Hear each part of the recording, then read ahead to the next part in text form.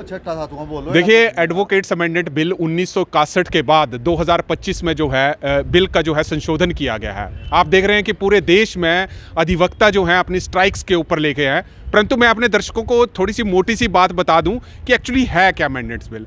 इस amendment bill में देखिए 3 चीज़ें बड़ी इंपॉर्टेंट है जिसका जो अधिवक्ता है विरोध कर रहे हैं कि देखिए कल को आप केस हार जाते हैं तो आप अधिवक्ताओं पर भी केस कर सकते हैं। दूसरा कि वकील जो है हड़ताल नहीं कर सकेंगे, जिसके कारण यहाँ पर यह बताया गया है कि इनकी स्वायत्तता के ऊपर जो है वो हमला कहीं ना कहीं है।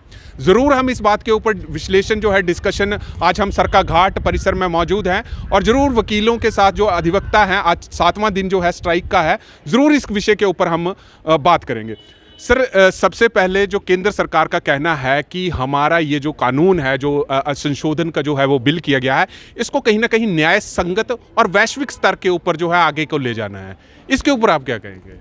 मतलब आप बोल रहे हैं कि केंद्र सरकार बोल रही है कि बिल ठीक है, हाँ, मतलब न्याय संगत है और उसको वैश्विक स्तर के ऊपर ले जाना है। देखिए, ये सरकार जो है ना मिसगाइड कर रही है, और वकील एक ऐसी कम्युनिटी, ऐसी क्लास है जो मिसगाइड नहीं हो सकती, क्योंकि हम लर्निड क्लास हैं और ऑलरेडी जो संशोधन करना है, ऐसे काफ़ी सारे बिल्स हैं पुराने जो दूसरे उनमें करे। अब हमें इस बिल में कोई ज़रूरत नहीं है, हमें कुछ ऐसा लगता नहीं है कि इसके बारे में तो हम बाद में बात करेंगे, परंतु जो एक स्टेटमेंट सेंट्रल गवर्नमेंट की तरफ से जो कानून मंत्रालय के द्वारा, ये गलत है, उनका ये मतलब मानना गलत है। अच्छा, दूसरी चीज़ मैं यहाँ पे ये पूछूंगा सर, आपको इसमें ये कहा गया कि आप हड़ताल नहीं कर सकेंगे। हालांकि सरकार ये भी कह रही है कि हड़ताल आप कर सकते हैं, परंतु कोर्ट परिसर के ऊपर न्याय कार्य प्रणाली को बाधित ना करें, इसके लिए जो है बिल को हमने पास किया गया है। तो क्यों नहीं हड़ताल, इस पर आपका क्या कहना है?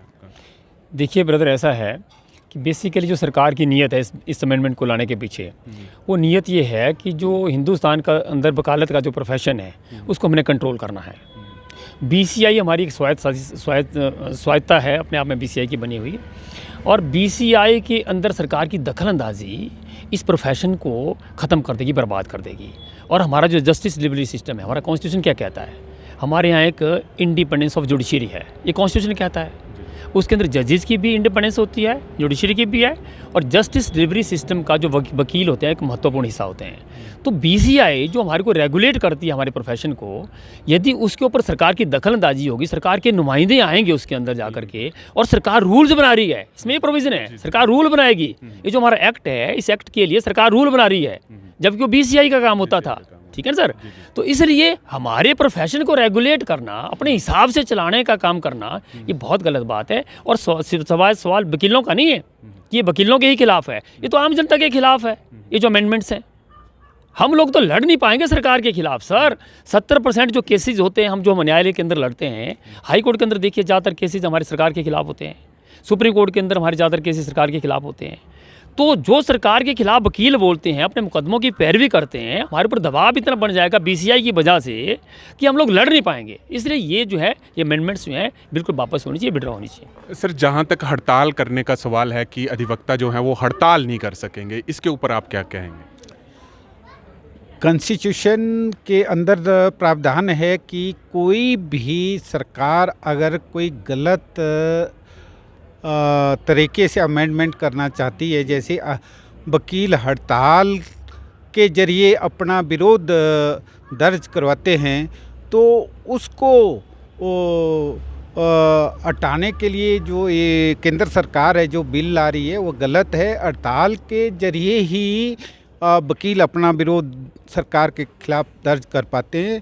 और साथ में जो स्वायत्तता की बात है, वकीलों की स्वायत्तता, जो ये अमेंडमेंट बिल है, इसमें केंद्र सरकार जो एक हमारी बीसीआई की बॉडी है, उसमें अपने आदमी डालकर जो मिसकंडक्ट के नाम पर वकीलों के लाइसेंस के ऊपर भी जो सुनवाई करेगी, वो वकील ना होते हुए कोई अलग सरकार का आदमी होगा जो इस कमेटी का सदस्य होगा, जो वकीलों को बिल्कुल मंजूर नहीं है, क्योंकि जो वकील नहीं है वो वकीलों के इंटरेस्ट के बारे में नहीं सोचेगा।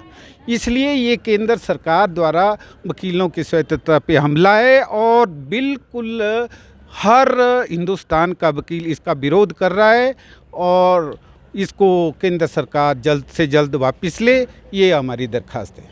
सर इसमें एक चीज़ और पूछूंगा, हालांकि सरकार ये भी कहती है कि इसको वैश्विक स्तर के ऊपर ले जाना है, कि मतलब फॉरेनर्स कंपनीज, फॉरेनर कॉर्पोरेट्स जो होंगे, लीगल एडवाइज़र होंगे, वो इंडिया में डालना है। तो कहीं ना कहीं फॉरेन डायरेक्ट इन्वेस्टमेंट वैसे तो टेलीकॉम्स में होती थी, परंतु अब एडवोकेसी में भी ये चीज़ें जो आ रही हैं, तो इसके ऊपर क्या कहना है कि अगर इस कानून को फॉरेन कंपनीज़ को यहाँ पर लाया जाता है, फॉरेन फर्म्स को लाया जाता है, फॉरेन लॉज लोगों को लाया जाता है, तो इसका कहाँ तक जो है वो असर पड़ेगा? बिल्कुल हरीश जी, इसका असर पड़ेगा।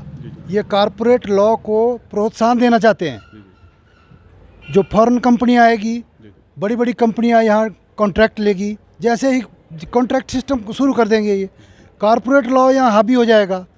वकीलों को ठेकेदारी प्रथा हावी हो जाएगी। जब एक प्रकार की ये ठेकेदारी प्रथा को ही प्रभुत्व इसका हो जाएगा। वकील तो साइड में रह जाएंगे। बड़ी बड़ी कंपनियाँ आएगी, हाई कोर्ट में, सुप्रीम कोर्ट में, छोटे न्यायालयों में सारी कंपनियों को ठेके चले जाएंगे। वकीलों को कोई नहीं करेगा। वकीलों को लीगल प्रैक्टिशनर बोला जाएगा। लोगों का इंटरेस्ट भी यही है कि हम वकील करें, कंपनियों में कॉर्पोरेट लॉ को प्रभुत्व ना दे। ये इसका हम वकील लोग विरोध कर रहे हैं। सर एक चीज़ मैं आपसे और चीज़ पूछूंगा, हालांकि एक चीज़ और सरकार कह रही कि देखिए ज़्यादातर कई बार होता है कि केसेस हार जाते हैं लोग, तो केंद्र सरकार ये भी बोल रही है कि आम आदमी के पास ये भी अधिकार होगा कि आप केस हार जाते हैं तो आप अपने अधिवक्ता के ऊपर, जो आपके पास पीसीआई है जो उसके ऊपर जो है वो वकील के ऊपर भी केस कर सकते हैं। क्या कहेंगे आप? देखिए ऋषि, जो प्रोफेशनल अगर कोई एडवोकेट मिसकंडक्ट करता है उसके लिए प्रोविजंस हैं, लेकिन जिस प्रकार से सरकार जो बोल रही है इस प्रकार से मैं एक उदाहरण देके आपको बताना चाहूँगा। मैं बताना चाहूँगा किसी व्यक्ति के ऊपर एक आईओ एफआईआर करता है, ठीक है, आईओ ने एफआईआर कर दी, उसके पश्चात जो माननीय न्यायालय उसको बरी कर देता है, तो क्या आईओ की अकाउंटेबिलिटी भी फिक्स करेंगे? मान लिया एक जो हमारा जेएमआईसी जो हमारे कोर्ट हैं, प्रारंभिक कोर्ट किसी व्यक्ति को सज़ा कर देता है, किसी को कन्विक्ट कर देता है, हाई कोर्ट उसको बरी कर देगा, तो क्या ये जेएमआईसी की अकाउंटेबिलिटी भी फिक्स होगी?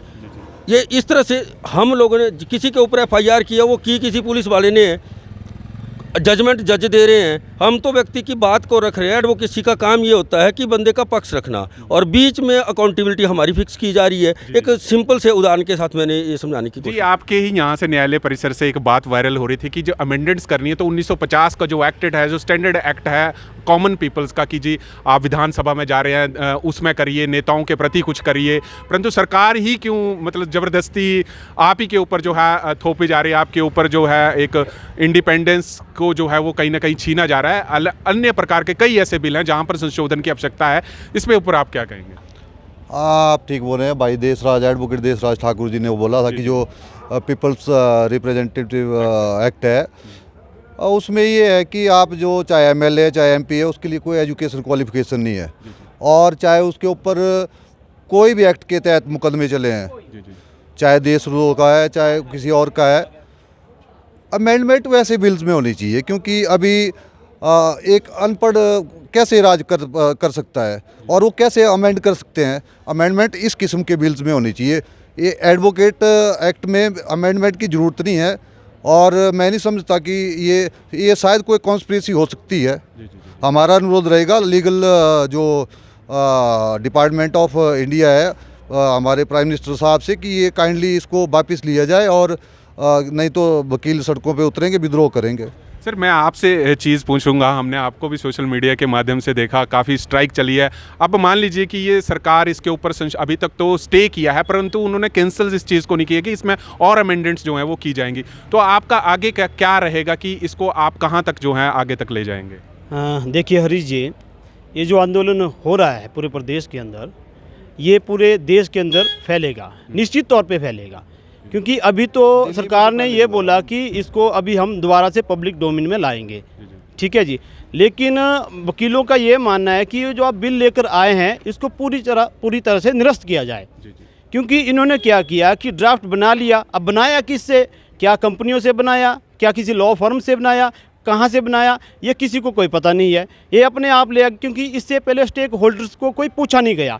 इवन तो बीसीआई आज बोले कि बीसीआई को भी नहीं पूछा कि इस ड्राफ्ट को लाने से पहले। तो ये ड्राफ्ट हम ये मानते हैं ये बैकडोर एंट्री से लाया गया है और इसको पूरी तरह से निरस्त किया जाना चाहिए। लगता क्या बैकडोर एंट्री, अगर जो आपने शब्द यूज़ किए बैकडोर एंट्री, क्या लगता है कि भाजपा कर रही है इस चीज़ को कि कांग्रेस कर रही है? देखिए ये पॉलिटिकल क्वेश्चन, मैं यहाँ पे इसका उत्तर नहीं देना चाहूँगा, लेकिन सवाल तो सत्ता में जो उससे पूछा जाएगा। जाएगा कि कौन लाना चाह रहा है। मंशा साफ है इनकी कि ये जो इस अमेंडमेंट बिल को क्यों ला रहे हैं, क्योंकि इस बिल के जरिए ये जो है लॉ फर्म्स जो है, जो फॉरेन लॉयर्स है और लॉ फर्म्स है जो है, उनको जो है देश के अंदर जो लाना चाहती है। ये इस डायरेक्ट इसलिए नहीं ला सकती क्योंकि एक सुप्रीम कोर्ट में केस था, उस केस में सुप्रीम कोर्ट ने ये हेल्ड किया कि फॉरेन कंपनीज, फॉरेन लॉयर्स वो इसकी जो यहाँ प्रैक्टिस नहीं कर सकते हैं। BCI versus AK Balaji case है, उसमें क्लियर कट बोला है। बॉम्बे हाई कोर्ट ने बोला, इसको हेल्ड किया सुप्रीम कोर्ट ने कि जो फॉरेन कंपनीज है, फॉरेन लॉयर्स है, वो सिर्फ जो है फ्लाई इन फ्लाई मोड के आउट के मोड के अंदर आ सकते हैं, वो यहाँ पे प्रैक्टिस नहीं कर सकते क्योंकि यहाँ पे प्रैक्टिस दो तरीके से की जा सकती है। जो हमारा एडवोकेट एक्ट 1961 है वो, और दूसरा BCI के जो रेगुलेशन है, रूल्स है, उसके तहत ही हिंदुस्तान के अंदर जो हमारा लॉ है उसके अंदर प्रैक्टिस की जा सकती है। लेकिन इस बिल के जरिए अब जो है ये सरकार जो है BCI को कंट्रोल करने जा रही है। कैसे करेगी? देखिए, BCI के अंदर जो दो सदस्य सरकार डालेगी, 3 तक बोल रही है सरकार। और कोई भी सरकार हो, उसका जो अटॉर्नी जनरल ऑफ इंडिया है वो एक्स ऑफिशियो पहले मेंबर होता है, फिर सॉलिसिटर जनरल ऑफ इंडिया भी उसका मेंबर होता है, ठीक है। 3 मेंबर ये और डालेंगे। चेयरमैन कौन बनाएंगे, वाइस चेयर कौन बनाएंगे, जो सत्ता में सरकार होगी वो तय करेगी कौन बनेगा।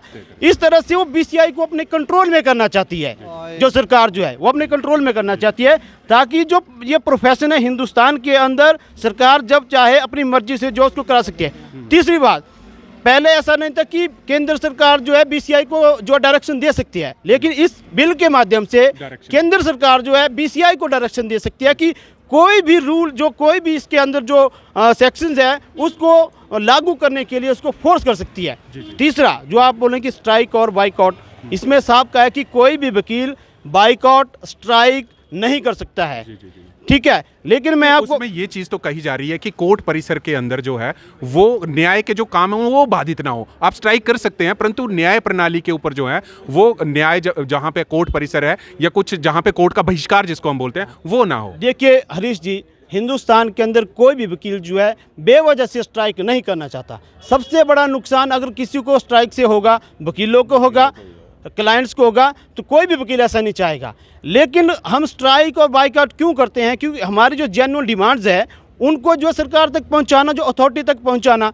अगर हम मान लो कि ये बोले कि आप न्याय व्यवस्था में बाधा नहीं डालनी चाहिए, हम नहीं चाहते हैं, लेकिन क्या हमारी डिमांड जो है आज तक पूरे हिंदुस्तान के अंदर या कहीं भी देख लो, इंडिपेंडेंट ही जो है एडवोकेट्स जो है अपना जो काम चलाते हैं। गवर्नमेंट की तरफ से कोई भी ऐड नहीं होती है, कोई इंश्योरेंस नहीं होती है। नया जो एडवोकेट आएगा, क्या गवर्नमेंट जो है उस एडवोकेट को जो है फाइनेंशियल बेनिफिट्स देती है? नहीं देती है। ये BCI क्या देकर देती आई है? नहीं आई है। इसलिए तो हम किसके पास अपनी बात रखेंगे? एसोसिएशन का मतलब है कि आपकी बात पूरी तरह से वहाँ जानी चाहिए जहाँ आप पहुँचाने चाहते हैं। लेकिन ये जो बोले आप स्ट्राइक कर सकते हैं, मान लो कि स्ट्राइक बोले कि संडे के दिन स्ट्राइक कर लो जी, वो कैसे होगा? उसका प्रभाव कैसे पड़ेगा? प्रभाव तो तभी पड़ेगा जब हम पूरी तरह से जो है हम स्ट्राइक पे जाएंगे, तभी पड़ेगा। अगर हमारी बातों को मानेंगे, हमारी डिमांड्स को मानेंगे, तो there is no need of strike, तब तो स्ट्राइक की ज़रूरत नहीं है।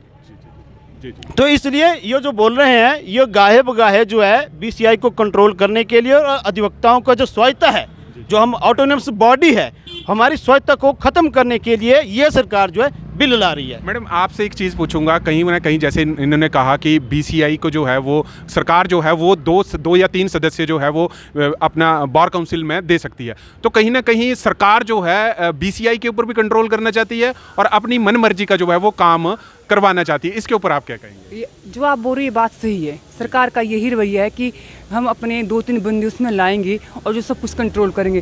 सिर्फ एक एडवोकेट ये जो सरकार के उससे बाहर हैं, एडवोकेट अपनी बात बिल्कुल सही ढंग से रखते हैं और सरकार के खिलाफ वो तभी मोर्चा खोलते हैं जब उनको लगे कि ज़रूरी है। जो इस बार अमेंडमेंट बिल किया ये बहुत गलत है। जैसे 1600 में अंग्रेज हमारे इंडिया में आए ना मसाला बेचने के लिए, धीरे धीरे उन्हें सब कुछ कवर कर लिया हमारा। वैसे सरकार फौरन को बोल रही है, धीरे धीरे इसका बहुत साइड इफेक्ट होगा। जी। जिसका देखिए जिसका हमें आज से विरोध करना पड़ेगा और भयंकर विरोध होगा। देखिए इस चीज़ को तो कभी कहीं जब भी फॉरेन डायरेक्ट इन्वेस्टमेंट की बात आती है, चाहे हम टेलीकॉम सेक्टर की बात करें, फॉरेन डायरेक्ट इन्वेस्टमेंट 2013 में आई, टेलीकॉम काफ़ी हालात से बुरे से गुजरे, परंतु कहीं ना कहीं अब ये भी देखने वाली बात होगी कि जी ये अमेंडेड बिल है, इसकी क्या इसको कैंसिल किया जाता है, क्योंकि कहीं ना कहीं अधिवक्ता ये मानते हैं कि इसको निरस्त किया जाना चाहिए। हालांकि सरकार ये बोल रही है कि अभी इसके ऊपर जो है विचार किया जाएगा और कई अन्य जो त्रुटियां हैं उनको ऐड अप किया जाएगा। अब देखने वाली बात होगी, क्योंकि कहीं ना कहीं पूरे हिमाचल में जो स्ट्राइक्स हो रही है उससे वकील भी प्रभाव हो रहे हैं, अपने न्याय प्रणाली भी प्रभाव हो रही है, लोग ज़्यादातर प्रभावित हो रहे हैं। देखने वाली बात होगी कि कब तक ये जो है इस चीज़ को निरस्त किया जाएगा ताकि अधिवक्ता जो है अपने काम पर लौट सकें। तब तक आप जुड़ रहिए हरीश वर्मा के साथ हिमाचल फास्ट एक्सप्रेस के लिए।